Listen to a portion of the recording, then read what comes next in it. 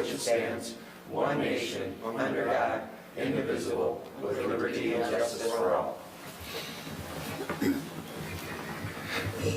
Good evening. I'll have the clerk please call the roll. Supervisor Fountain? Here. Clerk Schofield here. Treasurer Horning? Here. Trustee Lubeski? Here. Trustee McMullen? Here. Trustee O'Connell? Here. Trustee Petrucci? Here. Thank you. Item number 4 is approval of our agenda. Move. Support. Motion by trustee Petrucci, second by trustee O'Connell. Any discussion? Being none, all those in favor say aye. Aye. Those opposed, nay. Motion carries. Thank you. Call of the public this evening? Nobody called of the public? We'll move on to item number 6, which is approval of our consent agenda. So moved. Support. Motion by Treasurer Horning, second by trustee Petrucci. Any discussion? Being none, all those in favor say aye. Aye. Those opposed, nay. Motion carries. Item number 7 is pending and new business. We have 5 action items this evening. The first will be Florence B. Deering Museum update. Welcome, Tom. If you'd like to head up to the microphone there or sit, whatever you prefer. I would. Thank you. Although I probably don't need a microphone, as you guys know. Well, the museum, we've accomplished a lot this summer. I don't know if you guys have noticed, the building's sporting a new porch, and it's all, that's a 50-year porch we put on there. We estimated it'll last 50 years. So it'll probably last as long as the last one, which lasted about 50 years.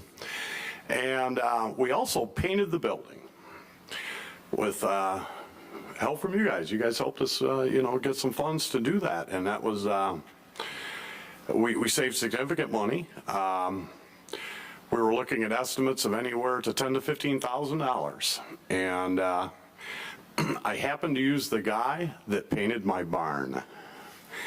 And Spicers and I both teamed up and told him if he painted the museum for a reasonable price, we'd let him paint both our barns. So he did. And he did a fantastic job. He power washed it, he scraped it, and he used nothing but top-notch Sherwin-Williams paint made for cedar.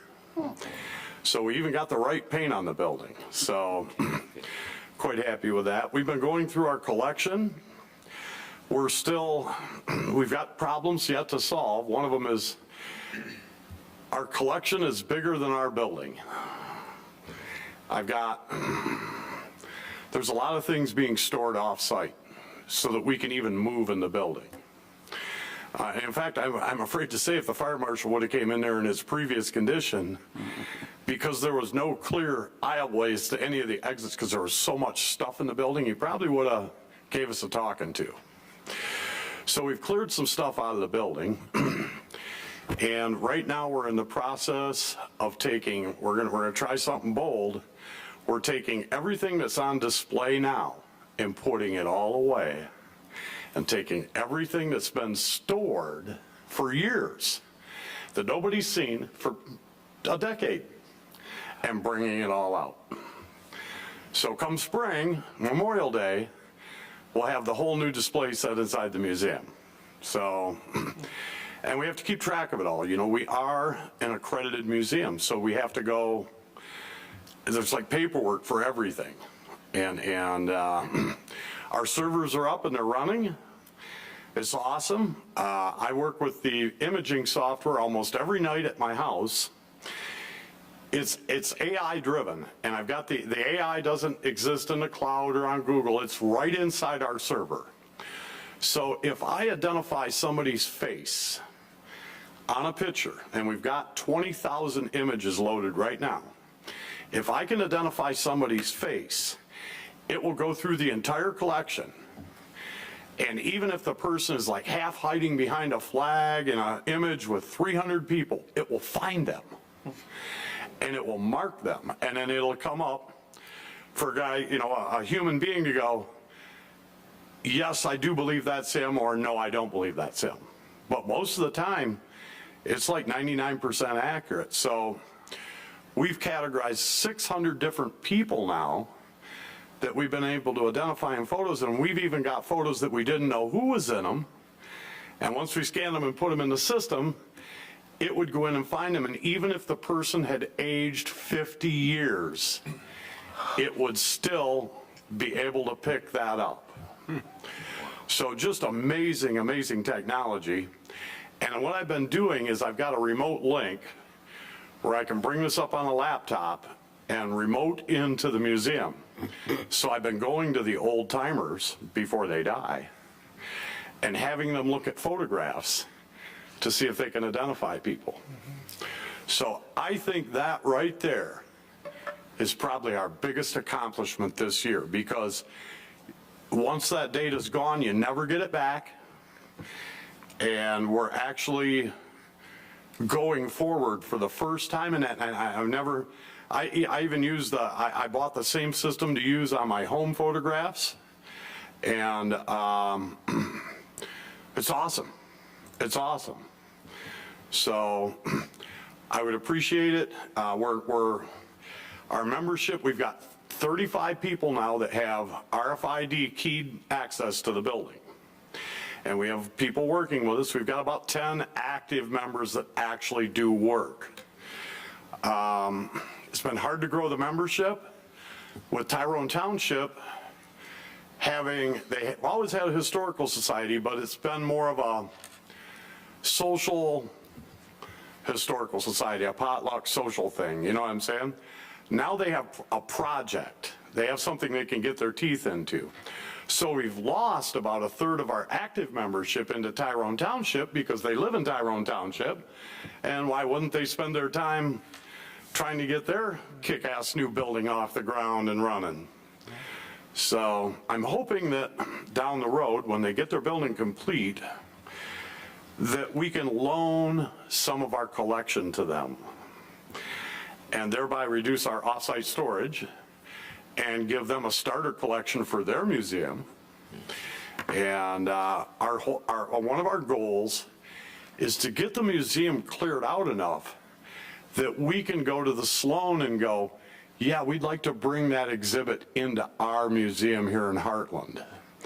And, you know, they've got nationally accredited exhibits that are, you know, just unbelievable. And it would be great to be able to bring those to Heartland and then have events to bring people in to see those. So we're moving. We're moving. The elephant had come to a complete stop. And it's an uphill journey, and we keep pushing. We're actually picking up a little bit of speed, so I'm pretty happy.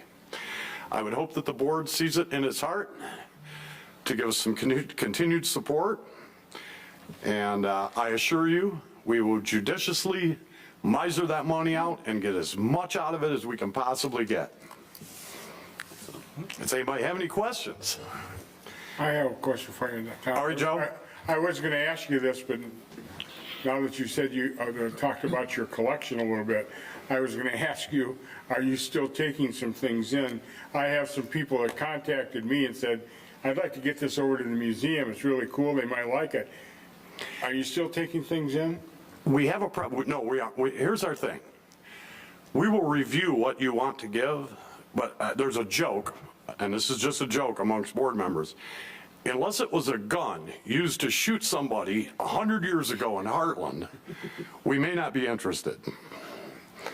You know, dueling pistols, whatever, because if we just opened they would flood the building. We couldn't, no, we'd have to get a storage facility. Just because it's cool doesn't necessarily mean it belongs in our, and we're also constrained in our collection by what we're supposed to be. So we are supposed to be showcasing the agrarian lifestyle of the early 1900s. Late 1800s, early 1900s. So that has been our primary collection. I mean, I've turned down stuff from the 50s and 60s that you'd go, wow, that would be so cool to have, you know, but we can't take all that just yet. I'm hoping that we can get some better off-site storage, or maybe even down the road acquire something. I'm working with Dave Bittner to drop documents to allow people to put in their wills money to go to the museum, because we've got a lot of old families here and, accumulated wealth over the years that would do that. And I'd love to acquire, and it's gonna sound crazy, when the vet gets tired of the old post office next to the museum, I'd love for the Historical Society to acquire that. Because we could move our postal exhibit into that, would fit perfectly, And then the back end of that building would be enough storage that we could free up the whole museum. So it was just a thought, and it would make that area in between kind of like a kick-ass outdoor atrium, and, just. Social place. Yeah, a social place. And so that's kind of pie in the sky, but anybody that knows me, if the right situation comes around, when opportunity knocks, I'll be there to open the door. You never know what can happen. You'll never know what can happen. But if it's something very Heartland related, Joe, we will consider it. But it has to be very Heartland related. I've got a problem with some of the stuff that they've got in there from my family. And I told them, I says, all right, they've got my grandma's dinnerware in there. It's just china, okay? Table serving. And I'm like, other than it was hers, there's no significance to this. Why is it even who put it in our collection? I don't know who did, but I had them remove it. It's still in the museum, but we've removed it from the collection because I don't consider it historically significant. Her thimble collection is more historically significant than the dinner plates because she made all the garments for everybody. And that was a significant thing. I mean, if you were wearing clothes, chances are they were made by the matriarch of the household. So, and it takes up a lot less space. Well,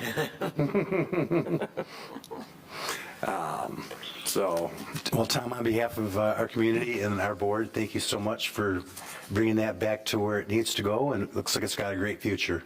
We're going to keep it going. Perfect. We're going to keep it going, and like I said, thank you for your support and the community's support. The community supports us. By the way, we've been keeping the museum open. Barb Krieger comes down and opens us up every Wednesday, and we've been trying to do a Saturday or a Sunday here and there too. So, and we're always open by appointment. Always, always, always. They can get on our Facebook page. There's contact information. They can contact us.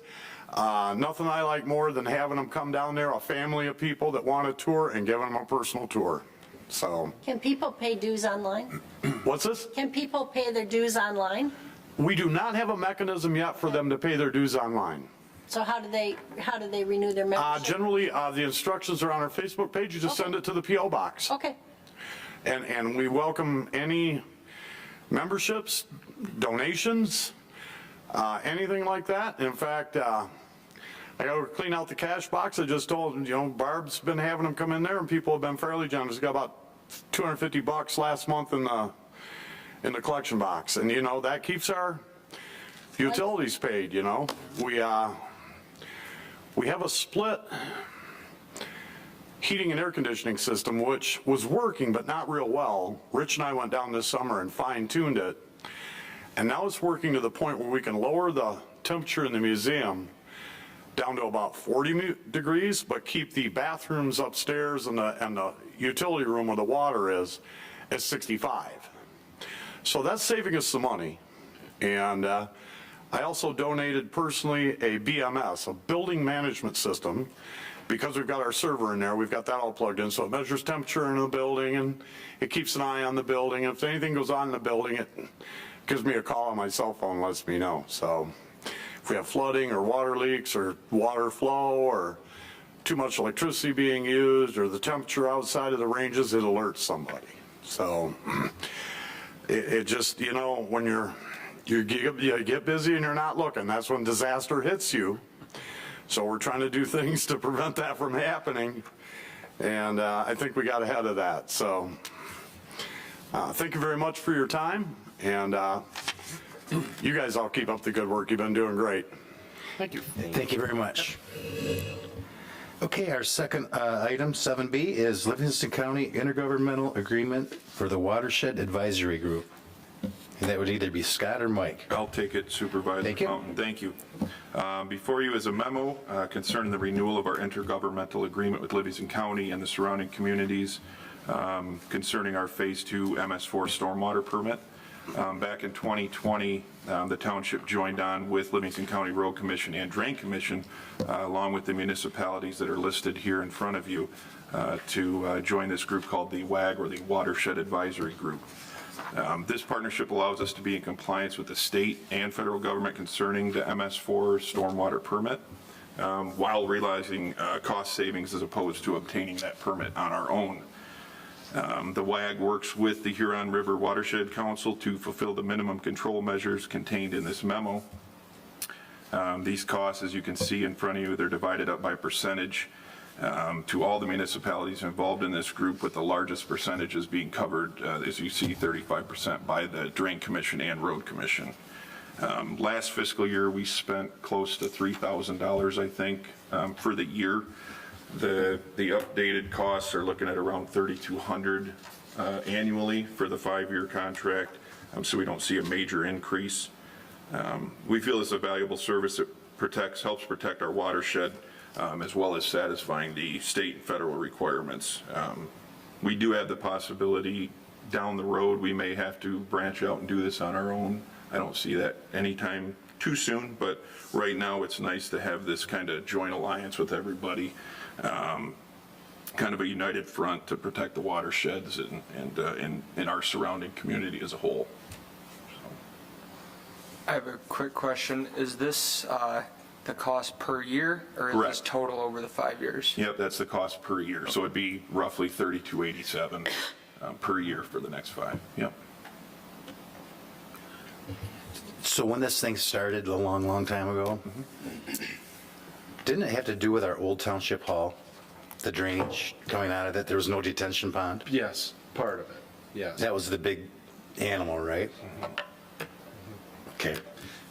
Part of this as well, if I may touch on it, is any development that comes in, stormwater runoff, where the stormwater runoff goes, how it's actually contained and sent to that body of water, all is part of your MS4. So this, it being part of this conglomeration of people, it kind of groups us in with everyone, as Director Habel said.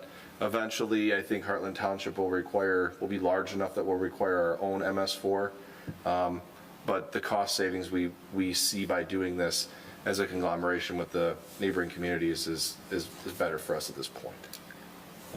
And is this the same project where they give out information to people about, not in this, like you'll see in some places, don't put anything down this drain because it goes into a water body? That's part of the sixth Part of requirement. it was Outreach and things education, like right? that. Yep. Yep. And are they still doing that type of thing? Okay. Yep. Actually, part of it, the watershed protection area signs that you see. There's one on Blaine Road over by the Land Conservancy. Those just were replaced. That's all kind of part of this, as they get, the outreach, community outreach, there's flyers for them, or the trifold pamphlets and different things too, that they take care of, as opposed to us having to do as well. And I'm pretty sure there's a sign in our area that says Shiawassee Watershed, ours to protect. Yep. And that's part of this program Correct. as well. Okay. Very good. Any other questions from the board? There's a contingency fund that they've agreed to. Is that something that's you'll contribute to if needed, or is there a upfront collection to, In this agreement, you're saying? I think That's right. 7.9 or something? 0.9. Yeah. up to $10,000 in annual contingency funds, which shall be used at the discretion of the participants for watershed activities.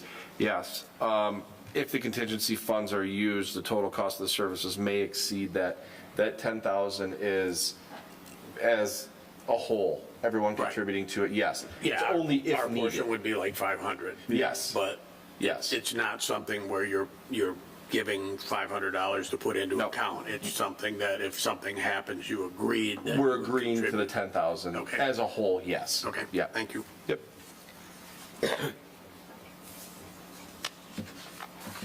Any other questions? Any other questions this evening? I'll entertain a motion. I'll move to authorize the supervisor to sign the intergovernmental agreement with Livingston County for the 2025 through 2029 Watershed Advisory Group Action Plan. Support. Motion by Clerk Schofield, second by Trustee McMullen. Any questions? Being none, all those in favor say aye. Aye. Those opposed, nay. Motion carries. Thank you. Item number 7C is a resolution sewer and water rates. Scott? I'll take this one, Supervisor Okay. Fountain. What you have before you this evening is a resolution for the next fiscal year 2025 sewer and water rates. As we've said, sewer rates are a direct pass-through from Livingston County. There's a very small administrative fee that's placed on top of that.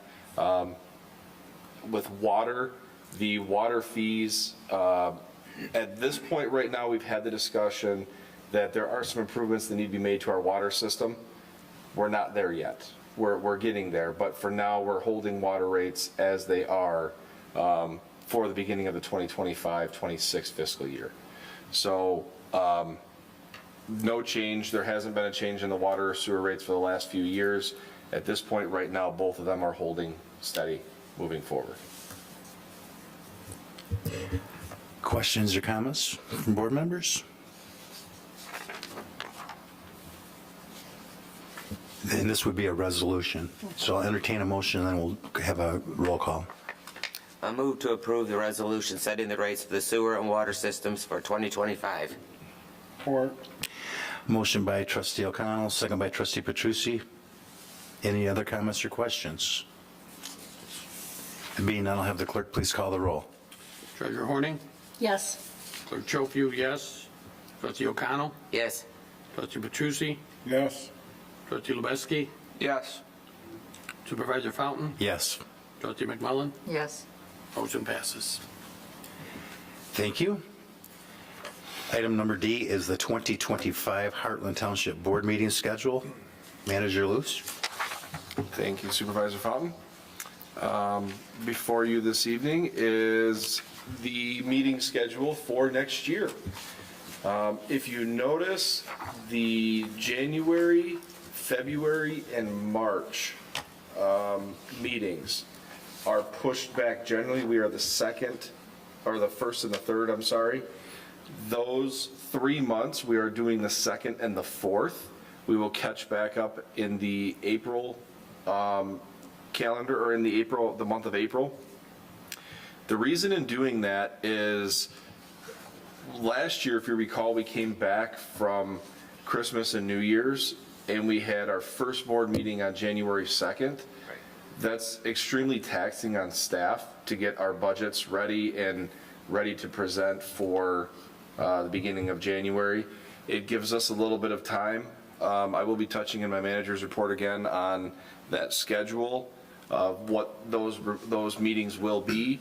But January, February, and March would be the second and fourth Tuesdays of the month. After that, it resumes to the first and third. Other than that, that's the only change other than first and third of each month. And this is a statute, correct? Correct. That you have to, before the end of the year, Correct. fiscal year, you have to post what your meetings are going to be for the year? Yep. And it goes in the paper, I believe. Yes. Okay. Questions on next year's schedule? Being none, I'll entertain a motion.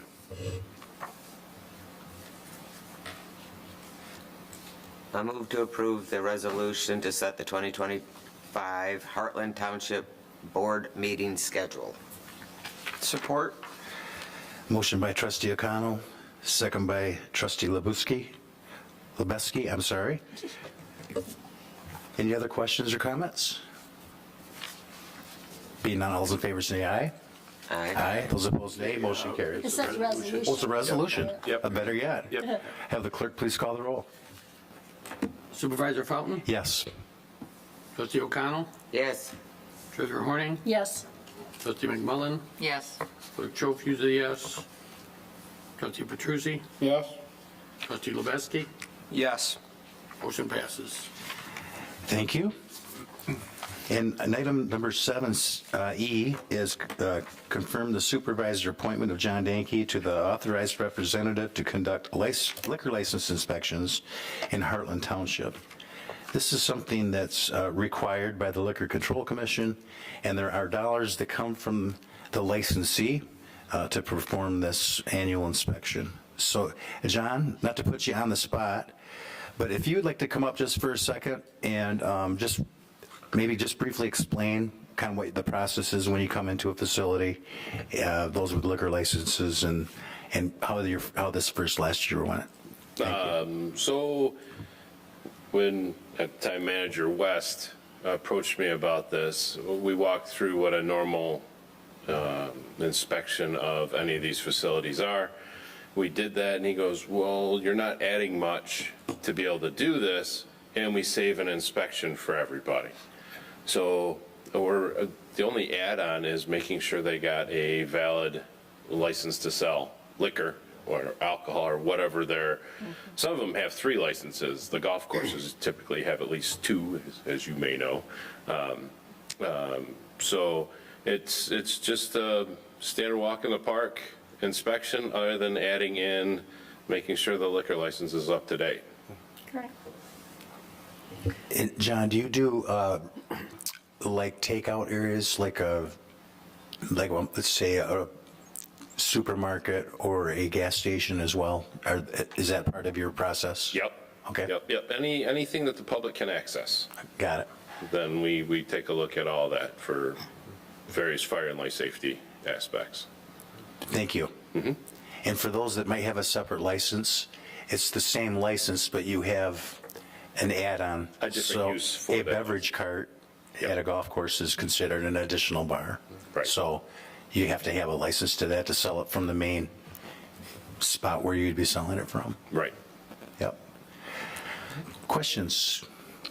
I would like to add really quick, Supervisor Fountain, that originally when we had the discussions with John on this, we did it as a one-year contract Just to with see how everybody- John for it, just to see how it all went and if it worked out the way we thought it would. Obviously, it has. What you have in front of you this evening is a 2-year contract. That way we don't have to come back to this every year for now. And it does go with our fiscal year, so it'd be at the end of this, or at the end of 26, fiscal year 26, we would be reapproving it for an extended period of time after that if we continue to do the same thing. So, I'll move to confirm supervisor's appointment for John Danke as authorized representative to conduct liquor license inspections for Heartland Township, April 1st of 24 through March 31st of 26. Support. Motion by Treasurer Horning, second by Trustee Petrusi. Any discussion? Being none, all those in favor say aye. Aye. Those opposed, nay. Motion carries. Thank you, John. thanks, John. Item number 8 is board reports, and we are in to start this evening with Trustee Petrusi. I don't have any report tonight. Clerk Schofu. No report.